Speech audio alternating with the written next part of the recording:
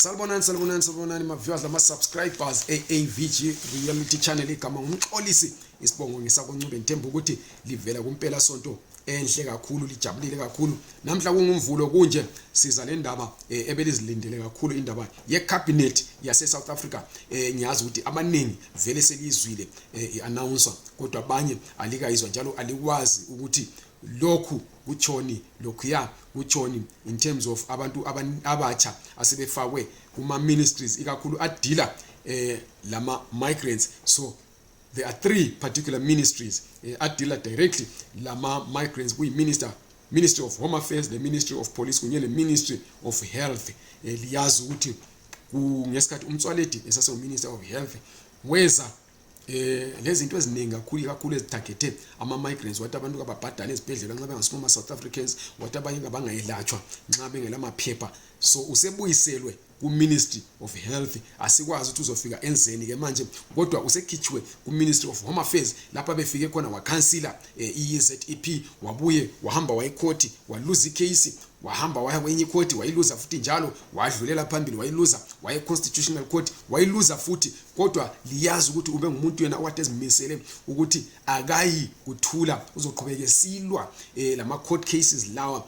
until azaphiwe lokho abekufuna yena. Kodwa ke ngokujabulisayo usephumile uAaron Motsoaledi ku Ministry of Home Affairs yize nje esefakwe ku Ministry of Health lapho esikhandela ukuthi usezabuya futhi njalo leminye imithetho izenza kube nzima ukuthi abantu bokuza kwele South Africa bayilatshwe ikakhulu ngendlela esemthethweni ngendlela egoqela ke ama human rights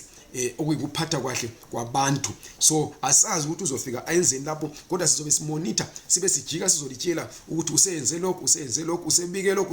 usebike lokho njalo siyabe sicover izinto ezinjengalezo siziletha kini ukuthi lizidingite liziunderstand njalo libe kwazi ukuthi lenzani ngazo. Minister of Home Affairs ngiyazi ukuthi abanengi limlindele kakhulu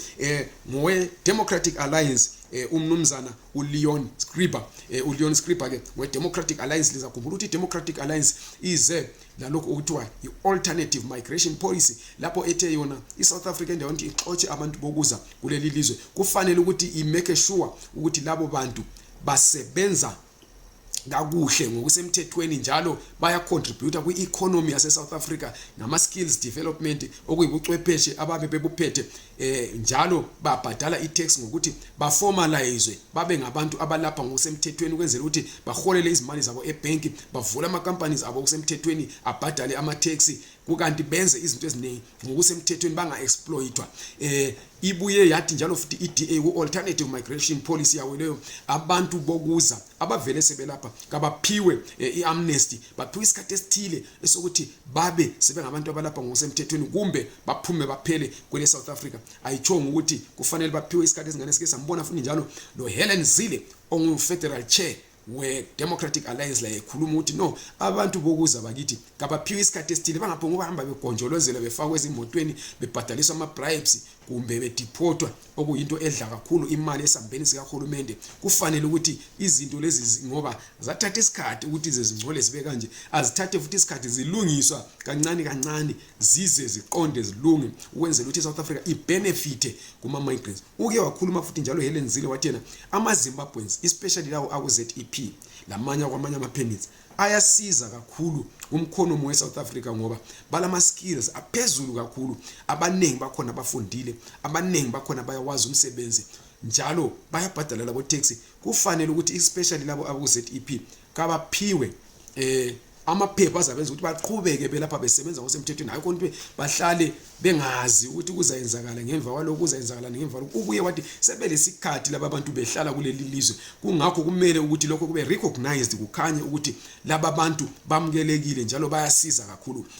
eSouth Africa. Asikwazi ke thina ukuthi kuzathiwani njengoba sokungene uMinister weHome Affairs weDA kuHome Affairs uzalandelela yini lokho iphathi yakhe bekhuluma kodwa libe kwazi futhi njalo ukuthi uMinister eyedwa ayisuye ukwenza into eziningi. Yebo kukhona buya lakho ezi suggestions kodwa kumele ukuthi uhanyiswe ku cabinet uhanyiswe eParliament ubuye njalo kusayinwe umongameli. So sisakhangelela ukuthi bazoza la wapi ama policies amatsha bazokuthini ngendaba yeZEP bazokuthini ngendaba ye court case ikakhulu le esanda kuluzwa uminister obekhona uMtswaledi usephumile lapho kukanti uDeputy Minister of Health ongizaba nguDeputy kaMtswaledi nguJoe Phahla bese usithi uDeputy Minister of Home Affairs onguDeputy kaMnumzana uScripper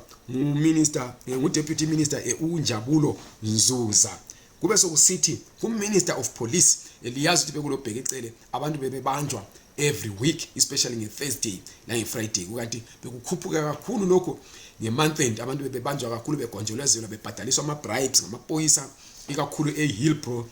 laseJohannesburg Central lapha kade bebanjwa khona kakhulu abazenzela ishopping yabo bebanjwe bebhadaliswa amafayini kulamabhanyaza la hamba ebamba abantu ebathathela izinto ezithile kuthi abala amaphepha abanye babe bethwele into eziningi maybe kamntundu babo beziyela emabhasini begcine sebedileyo bakhichiswa amafayini ngenxa ukuthi bagcine bebhadaliswa ama-bribes ngenxa ukuthi babe sebejaha ukuthi ibhasi sizaphuma umuntu usezochiwa ibhasi agcine sokufanele ukuthi akhiphe ezinye imali ezincane eziningi kulaleyo abe ibhadaliswe yilaba abafana nxa bebabamba so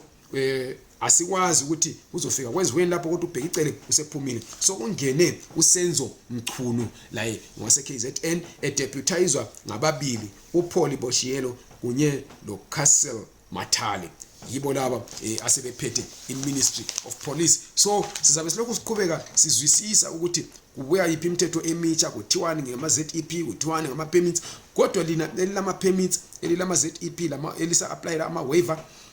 qhubeka li-apply nxa ufuna uku-applyela le i-ZEP extension qhubeka until lize litshelwe ukuthi hayi okwamanje sokubuya lokhu okutsha yekani ngoba imali zenu labe lizigibhile kuzoba lendlela ukuthi xa kuyikuthi kuyatshintsha uhlelo lizithole back siyabonga kakhulu lingakhohlwa ukusubscribe nokulike ivideo le kunye lokuyishare